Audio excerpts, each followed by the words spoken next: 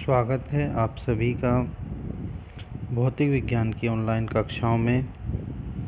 और इस श्रृंखला में हम माध्यमिक शिक्षा बोर्ड की भौतिक विज्ञान विषय के विद्युत क्षेत्र अध्याय का अध्ययन विगत 4 लेसन से कर रहे हैं। आज हमारी चर्चा कूलाम के नियम से संबंधित रहेगी। कूलाम के नियम को इम्प्लीमेंट करें से पहले हमें आवेश से संबंधित 2 महत्वपूर्ण चीज़ों का ध्यान रखना होगा। हमारा जो आवेश है वह स्थिर आवेश होगा। स्थिर आवेश होना इसलिए आवश्यक है क्योंकि गतिशील आवेश विद्युत के साथ साथ चुंबकीय क्षेत्र भी उत्पन्न करेगा और उस स्थिति में कूलाम का नियम लागू नहीं हो सकेगा। दूसरी शर्त रहेगी कि हमारा आवेश बिंदुवत होगा। बिंदुवत इसलिए, बिंदु का तात्पर्य कि उसकी विमाओं को हम नगण्य मानकर छोड़ सकते हैं, केवल दूरियां ही महत्वपूर्ण रहेंगी और इनके अलावा आप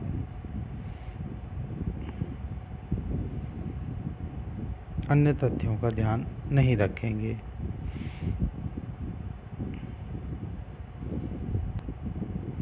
तो यहाँ पर यह व्यवस्था दर्शाई गई है। 2 आवेश Q1 और Q2 हैं। दोनों ही आवेश स्थिर हैं और बिंदुवत हैं।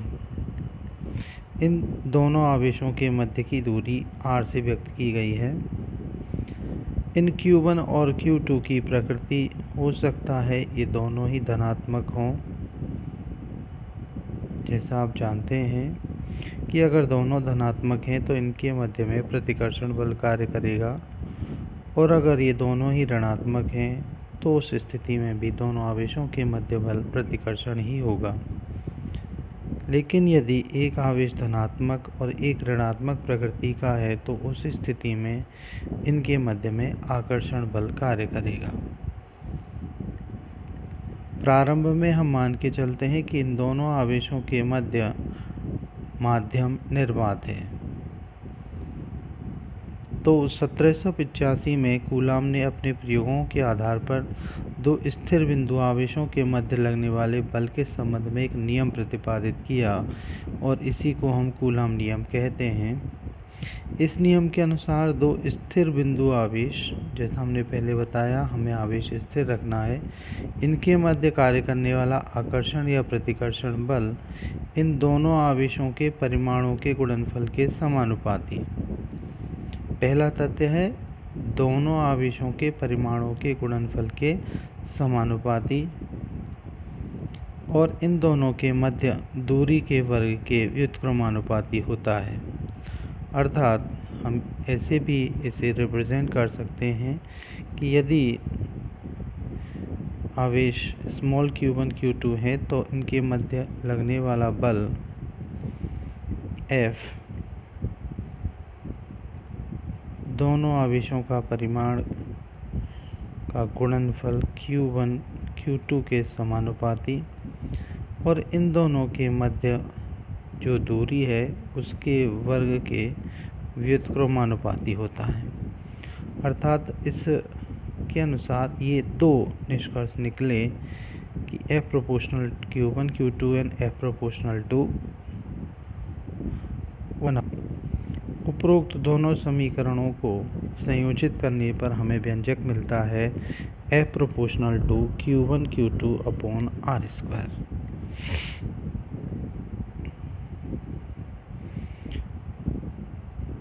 यह बल दोनों आवेशों को मिलाने वाली रेखा के अनुदिश कार्यकारी होता है और माध्यम की प्रकृति पर निर्भर करता है। तो F proportional to Q1 Q2 upon r², इसमें जब हम प्रोपोर्शनलिटी का सिंबल हटाते हैं तो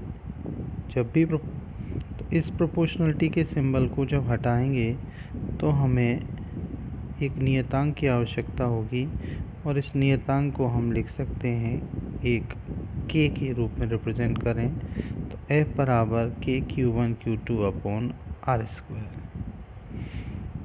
इस k का मान दो तथ्यों पर निर्भर है। पहला है आवेशों के मध्य माध्यम की प्रकृति और दूसरा है मात्रक प्रणाली। तो यह कि इन दो चीज़ों पर निर्भर है, आवेशों के मध्य माध्यम की प्रकृति और दूसरा मात्रक प्रणाली आप कौन सी इस्तेमाल कर रहे हैं। अगर इन दोनों आवेशों के मध्य माध्यम निर्वात और आप SI पद्धति इस्तेमाल कर रहे हैं तो उसके अनुसार इस k का मान 1/4 पाई एप्सिलॉन नॉट के बराबर होता है। यहाँ इस एप्सिलॉन नॉट को निर्वात की विद्युतशीलता कहते हैं और इस एप्सिलॉन नॉट का मान 8.85 गुणा 10⁻⁻12 कूलम स्क्वायर पर न्यूटन इंटू मीटर स्क्वायर होता है। अगर इस एप्सिलॉन नॉट के मान को इस समीकरण में रख दें तो k का मान गणना करने पर 9 गुणा 10⁹ न्यूटन इंटू मीटर स्क्वायर पर कूलम स्क्वायर प्राप्त होता है।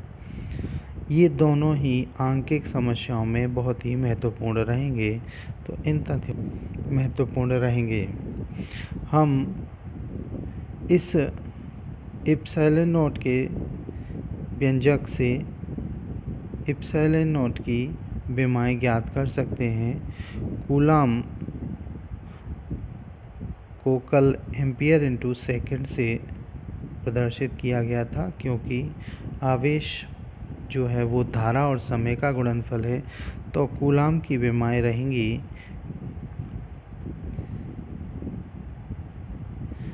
A इंटू टी और जब इनका स्क्वायर किया जाएगा तो कूलम स्क्वायर के लिए A square T square divided by Newton. Newton आप जानते हैं बल का मात्रक है और इसकी विमाएँ M1 L1 T-2 और दूरी का आप मात्रक मीटर और विमाओं L के रूप में व्यक्त करें तो उसका स्क्वायर L स्क्वायर होगा। इस इक्वेशन को जब हम सॉल्व करते हैं तो एप्सिलॉन की विमाएँ M-1 L-3 T-2 ऊपर जाएगा 2 से ऐड होगा तो T⁴ और A यहाँ पर पहले से है तो A स्क्वायर होंगी। तो इस तरीके से एप्सिलॉन की विमाएँ M-1 L-3 T4 और A2 प्राप्त होती हैं। जैसा कि इस गणना में हमने दर्शाया है, M-1 L-3 T4 A square. यदि इन दोनों आवेशों के मध्य माध्यम जो आपके प्रारंभ में आवेश थे, इन दोनों आवेशों के मध्य में माध्यम निर्वात के स्थान पर अन्य माध्यम भरा हुआ है, जिसकी विद्युतशीलता निरपेक्ष विद्युतशीलता को हम एप्सिलॉन से रिप्रेजेंट करें तो उस स्थिति में इस नियतांक k का व्यंजक 1/4 पाई एप्सिलॉन से दिया जाता है और उस स्थिति में हम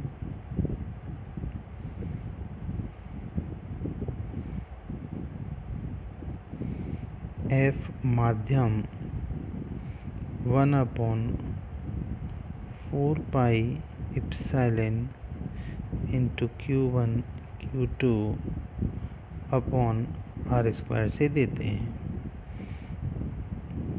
तो ये एक संक्षिप्त चर्चा थी कूलम के नियम के बारे में। अब हम एक नई टर्म के बारे में और जानेंगे जिसे बोलते हैं परावैद्युतांक। कूलम ने अपने प्रयोगों के आधार पर बताया कि भिन्न भिन्न माध्यमों की उपस्थिति में आवेशों के मध्य बल निर्वात की तुलना में कम प्राप्त होता है। किसी माध्यम की उपस्थिति में आवेशों के मध्य निर्वात की तुलना में कम प्राप्त होता है। तो निर्वात की तुलना में जितना गुना कम किसी माध्यम में बल अनुभव होता है, उसे हम अनुपात को उस माध्यम का परावैद्युतांक कहते हैं। तो परावैद्युतांक, जिसका प्रतीक एप्सिलॉन r या k है, यह दो आवेशों के मध्य निर्वात में लगने वाले बल और माध्यम की उपस्थिति में इनके मध्य लगने बल का अनुपात होता है। तो एप्सिलॉन r बराबर F/Fm, जहाँ F को पुनः समझ लें, निर्वात में दो आवेशों के मध्य बल बटा माध्यम की उपस्थिति में दो आवेशों के मध्य बल। सामान्यतः हम इसे एप्सिलॉन r से ही प्रेजेंट करेंगे, पर कभी कभार आपको ये k के रूप में भी मिल सकता है। अगर हम F और Fm के मान रखें तो एप्सिलॉन r का व्यंजक हमें कुछ इस तरीके से मिलेगा। तो यहाँ निर्वात के लिए एप्सिलॉन नॉट और माध्यम के लिए एप्सिलॉन काम में लिया गया है। अगर इसे गणना किया जाए तो Q1 Q2 upon r² numerator denominator में सेम होने से क्रॉस कट जाएगा और 1/4 भी कैंसिल होने के बाद हमारे पास न्यूमरेटर में रहेगा 1/एप्सिलॉन नॉट और डिनोमिनेटर में रहेगा 1/एप्सिलॉन। अगर हम इन को रीअरेंज करें तो हमें एप्सिलॉन r का व्यंजक एप्सिलॉन अपॉन एप्सिलॉन नॉट प्राप्त होगा। इस परावैद्युतांक के अन्य नाम अपेक्षिक विद्युतशीलता या विशिष्ट परावैद्युतता भी हैं। यहाँ से आप एप्सिलॉन का व्यंजक प्राप्त कर सकते हैं, epsilon epsilon not into epsilon r। इसे यहाँ भी परिभाषित किया जा सकता है कि माध्यम की विद्युतशीलता, माध्यम की निरपेक्ष विद्युतशीलता और निर्वात की विद्युतशीलताओं का अनुपात परावैद्युतांक एप्सिलॉन r कहलाता है। हम एप्सिलॉन को epsilon not into epsilon r के रूप में रिप्रेजेंट सामान्यतः गणनाओं में आगे करेंगे। तो अब अगर हमें माध्यम में दो आवेशों के मध्य माध्यम में लगने वाले बल को रिप्रेजेंट करना हो तो हम इस एप्सिलॉन की जगह एप्सिलॉन नॉट, यहाँ पर पहले एप्सिलॉन आ रहा था, उसे जैसे हमने यहाँ पर लिखा है 1/4 epsilon Q1 Q2 upon r²। यहाँ पर हम इस वाले एप्सिलॉन को ऐसे भी व्यक्त कर सकते हैं, Fm बराबर 1/4 epsilon not epsilon r Q1 Q2 upon r²। भिन्न भिन्न पदार्थों के लिए एप्सिलॉन r के मान अलग अलग होते हैं। निर्वात या हवा के लिए इसका मान न्यूनतम 1 होता है, अन्य के लिए 1 से अधिक रहेगा। चूँकि 1 से अधिक राशि का यहाँ भाग लगेगा तो ऐसी स्थिति में F यानी जो निर्वात माध्यम की उपस्थिति में था, वह बल सदैव अन्य माध्यमों की तुलना में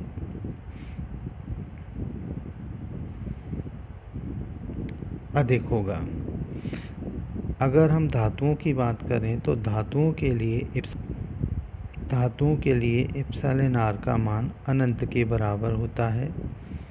तो ऐसी स्थिति में धातु जैसे सोना, चांदी, तांबा, इनके लिए Fm 0 के बराबर होगा। ये ध्यान देने योग्य तथ्य है। अब इस कूलाम नियम से एक अगर हम ग्राफ बनाएं बल और दूरी के मध्य में, तो बल और दूरी के मध्य में ग्राफ जैसा आपने पहले पढ़ा है, ग्राफ कुछ ऐसे व्युत्क्रम रूप में आता है। लाइन यहाँ F लाइन जो रिप्रेजेंट कर रही है बल को,